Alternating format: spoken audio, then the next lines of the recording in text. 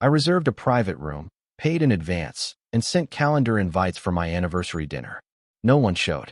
An hour later, my cousin tagged everyone in a family night photo at a bistro across town.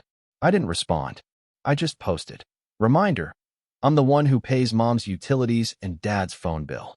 The next morning, I canceled every automatic payment. That afternoon, my phone blew up with calls from family. I didn't answer. I, 32M, had been planning this anniversary dinner for weeks. Not my wedding anniversary. That ship had sailed 3 years ago when my ex-wife decided our marriage wasn't worth fighting for. This was different.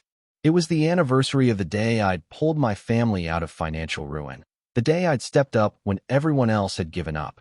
The private dining room at Meridian's cost me $800, paid in full 2 weeks prior. I'd sent calendar invites to everyone.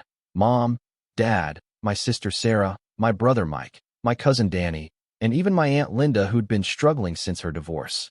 The invitation was clear: dinner at 7, dress code smart casual, celebration of family.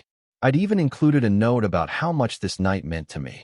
By 7:15, I was sitting alone at a table set for 8. The server kept asking if I wanted to wait a few more minutes. I kept saying yes, checking my phone, refreshing my messages. Nothing. Not even a text saying they were running late. At 8 o'clock, I ordered for myself. Filet mignon, medium rare, with a side of humiliation. The server was kind enough not to comment on the empty chairs surrounding me.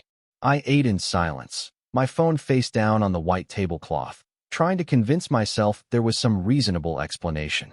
That's when my phone buzzed with a notification. Danny had posted on Instagram, tagging everyone in a group photo. The caption read, "Spontaneous family night at Rossetti's Bistro. Nothing beats good food and better company." There they were. All of them. Mom laughing at something Dad was saying. Sarah raising a glass of wine. Mike with his arm around his girlfriend. Even Aunt Linda, smiling wider than I'd seen her smile in months. They looked happy. They looked complete. They looked like a family that had simply forgotten one of their own existed. Rossetti's Bistro was exactly 12 minutes from Meridian's.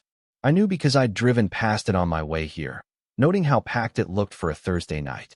I stared at that photo for a long time. Then I did something I'd never done before in my 32 years of being the family's unofficial financial backbone. I said nothing. No angry text. No hurt phone call. No dramatic confrontation. I simply paid my bill, left a generous tip for the server who'd witnessed my abandonment, and drove home. But I didn't go to sleep. Instead, I sat at my kitchen table with my laptop and opened my banking app. For the past 4 years, I'd been the family's safety net. Mom's utilities, electricity, gas, water, all automatically deducted from my account every month. Dad's phone bill, because he'd never quite figured out how to manage his finances after his early retirement. Sarah's car insurance, which I'd taken over when she was between jobs and never stopped paying. Mike's student loan payments, which I'd been covering since he decided to pursue his master's degree. Even Danny's gym membership, because family helps family, right? The numbers were staggering when I added them up. Over $3,000 a month, flowing out of my account to keep my family comfortable. $36,000 a year. For 4 years. Nearly $150,000 of my hard-earned money, given freely because I loved them and wanted to help. I started with Mom's utilities. Click. Automatic payment canceled. Dad's phone bill. Click. Canceled.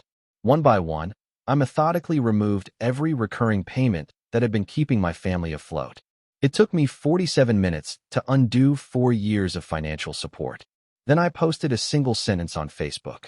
Reminder, I'm the one who pays Mom's utilities and Dad's phone bill. I went to bed after that. For the first time in months, I slept deeply. The next morning started quietly. I made coffee, read the news, went for a run. It was almost peaceful, this new reality where I wasn't constantly worried about everyone else's financial stability. Around noon, I treated myself to lunch at a nice restaurant downtown. Alone, but by choice this time. My phone started ringing at 2:30 in the afternoon. First, it was Mom. I watched her name flash on my screen and let it go to voicemail. Then Dad called. Voicemail. Sarah called twice in quick succession. Voicemail, voicemail. Mike tried calling from his girlfriend's phone, probably thinking I wouldn't recognize the number. I did. Voicemail. By 4 o'clock, I had 17 missed calls and 12 voicemails. I didn't listen to any of them. Instead, I went to the gym, put in my earbuds, and had the best workout I'd had in years. Danny was waiting in my driveway when I got home. He approached me as I got out of my car, his hands raised in what I assumed was meant to be a peaceful gesture. He started talking immediately, explaining how the Bistro thing had been spontaneous, how they'd tried to call me, but my phone must have been off, how they'd assumed I was busy with work. The lies came easily to him, practiced and smooth. I listened without interrupting, my gym bag slung over my shoulder, keys still in my hand. When he finished his rehearsed explanation, I asked him one simple question. Why hadn't anyone responded to my calendar invite? The silence that followed was answer enough. He shifted tactics then, moving from excuses to guilt.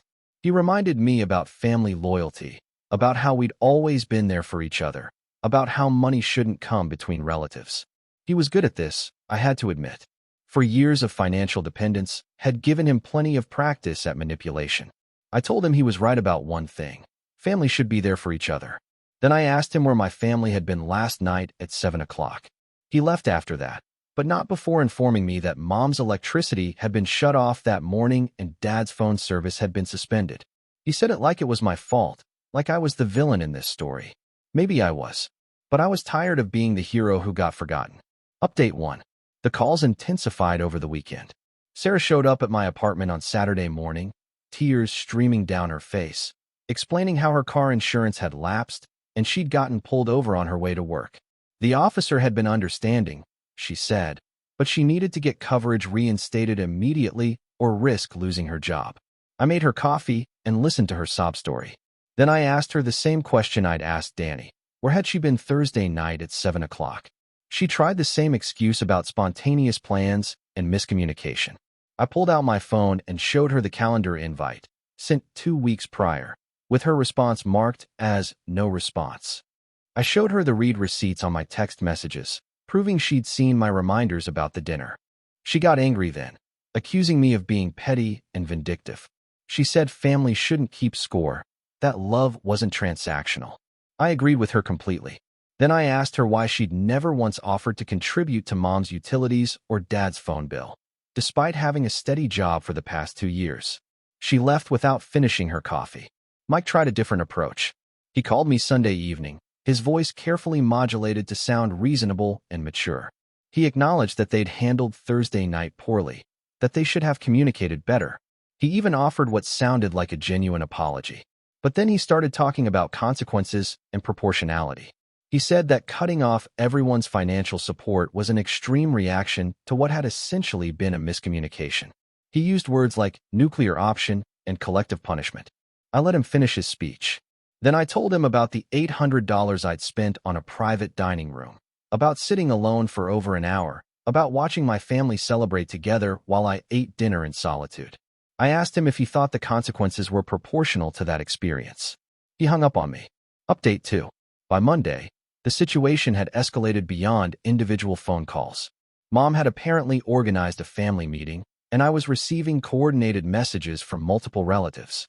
The strategy seemed to be overwhelming me with guilt and pressure until I capitulated and restored everyone's financial support. Aunt Linda sent me a long text message about family forgiveness and second chances. Uncle Robert, who I barely spoke to, called to lecture me about responsibility to elders.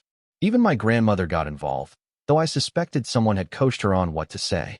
The message was consistent across all of them. I was being unreasonable, vindictive, and cruel.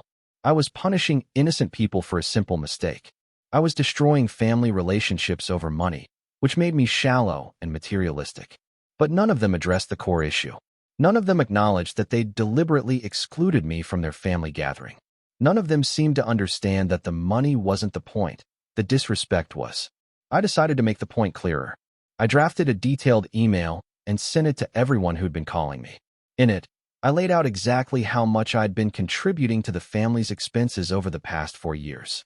I included spreadsheets, bank statements, and a month-by-month breakdown of every payment I'd made on someone else's behalf. The total was staggering even to me, $147,832.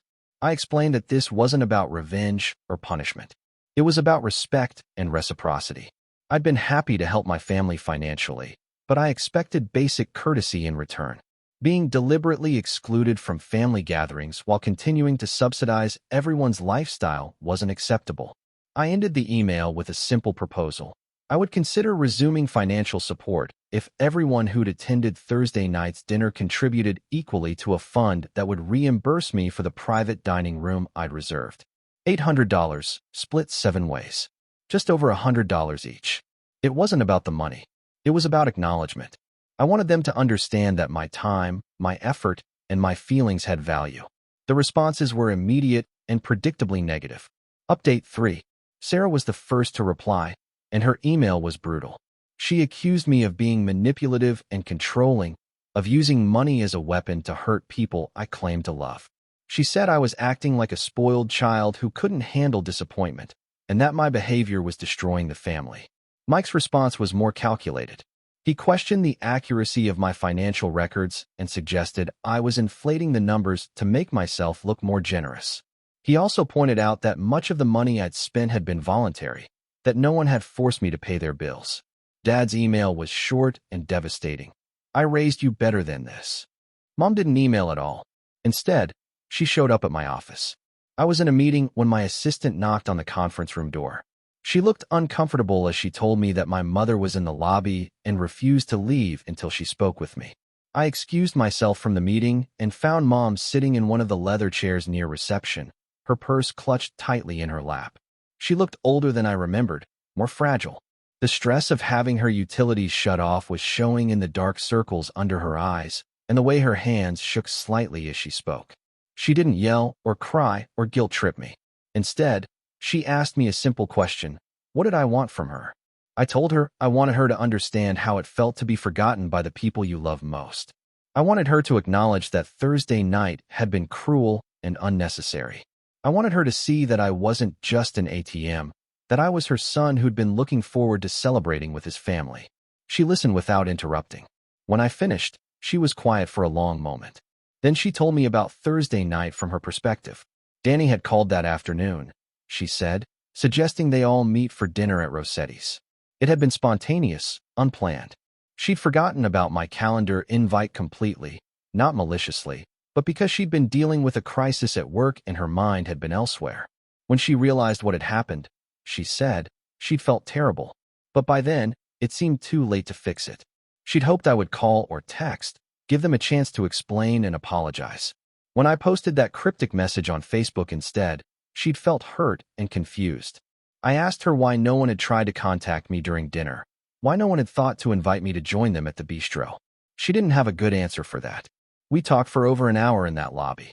She apologized sincerely for Thursday night, acknowledging that they'd handled it poorly and that my feelings were valid. She also asked me to consider that cutting off everyone's financial support was hurting people who hadn't been directly involved in the decision to exclude me. I told her I'd think about it. That evening, I sat in my apartment and really considered my options. The past week had been emotionally exhausting, but it had also been clarifying. I'd learned something important about my family dynamics and my own role in enabling them. For 4 years, I'd been so focused on being helpful and generous that I'd forgotten to demand basic respect in return. I'd trained my family to see me as a resource rather than a person, and they'd responded accordingly. But I'd also learned that some of them were capable of growth and understanding. Mom's visit had shown me that genuine communication was possible, even after everything that had happened. I decided on a middle path. I sent another email to the family, shorter this time. I explained that I would resume paying Mom and Dad's essential bills, utilities and phone service, because they were genuinely struggling and I didn't want them to suffer. But the other payments would remain canceled permanently. More importantly, I established new boundaries. Family gatherings would be planned in advance with clear communication. Everyone would be included unless there was a specific reason for exclusion, and that reason would be communicated directly. Financial support would be temporary and goal-oriented, not open-ended. I also made it clear that if I was ever deliberately excluded from family events again, all financial support would end immediately and permanently. The response was mixed. Mom and Dad were grateful and apologetic. Sarah and Mike were resentful, but didn't push back too hard. Danny tried to argue that I was still being unfair, but his complaints fell on deaf ears. 3 months later, we had our first successful family gathering since the anniversary dinner incident. It was smaller, more intimate, and everyone showed up on time. We didn't talk about money or missed dinners or hurt feelings. We just enjoyed each other's company.